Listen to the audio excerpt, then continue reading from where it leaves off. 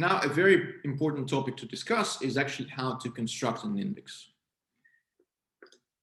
And here is a very simple technique.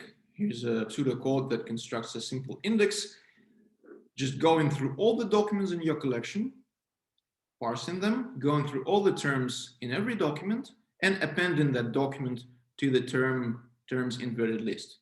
So just sequentially from document to document, from term to term, you increase inverted list for every term.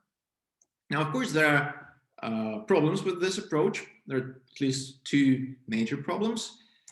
One is that this is done in memory, which is not feasible for large collections. They just don't fit into memory. And second, it's clearly sequential single-threaded implementation, which is, of course, slow for large collections again. Now, we will discuss two approaches to the in-memory problem. In-memory problem where we do a two-pass index, so passing twice over the data, or one pass with merging, and then we turn single-threaded into distributed indexing. Now, let's see how it works. The two-pass index clearly goes through our data. Let's say this is our data, this is our collection. It goes two times, once and twice. The first time, it only computes the statistics about terms and documents. So it computes that for term A, there are, I don't know, 10 documents that it occurs in. For term B, it's 15 documents. For term C, it's only 7 documents, and so on. And so based on these statistics, an empty index on a disk is created. So term A, 10 documents so we allocate as many bits as needed to store 10 documents, 15 documents for document B, 7 documents for term C, sorry, and so on. And during the second pass, we actually fill in this structure. So we almost use almost no memory, I mean random access memory, and we do everything on the disk, and we do two passes over the data. Now, another approach is doing doing one pass, but then we will need to merge different indices. So how does this one pass work? One pass starts with some document, and it sees this term, artfark. It's usually the first in the vocabulary because it has two A's in the beginning. Then it notices that it appears in documents from 2 to 5, and the term apple is documents 2 to 4. So it basically processes 5 documents, and then our random access memory is full. And this index is flushed to the disk. And then starting from document 6, we continue building a different index, and it may have the same terms. So again, artfark appears in documents 6 and 9, and actor appears in some other documents, and again, we are full and we flush. But then we need to merge, of course. And merging is easy. We just move along index A and index B. We take the same term. Now here it's artfark, and we just merge two lists. We can sort them, we cannot sort them, that's up to us. Then we take the next term, and there's nothing to merge, the next term, nothing to merge, and so on. And then, so we merge this, we output to the disk, merge this, output to the disk. So again, almost no random access memory is required for merging. But of course, again, it's there are two passes as well in some sense.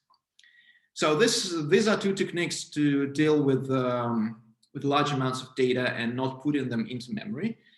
And this is what artfark looks like, in case you didn't see this guy. And let's discuss how indexing can be parallelized. Now we will use the simple Mapreduce approach, and it works perfectly fine for this type of the task. So I don't know whether you know how Mapreduce works or not, but here's a simple gist of the method. There are two types of processes, mappers and reducers. And let's say each mapper processes one document. Of course, we will need as many mappers as documents, but let's look at it like this. So we have 3 documents, document 1, document 2, document 3, and each document is passed to one mapper, and these mappers process documents in parallel. They do tokenization, stop code removal, stemming, what have you. So all the processing is done in parallel, and the output are pairs, a term and a document. So all mappers just output pairs, a key and a value. Key is a term, value is the document. Then reducers collect entries with the same key. For example, all keys, all A's go to the reducer 1. All B's, this B and this B and this B also go to the reducer 1. Let's say A, B, and C, right? No, actually C goes to the reducer 2, D also goes reducer 2, and E goes here.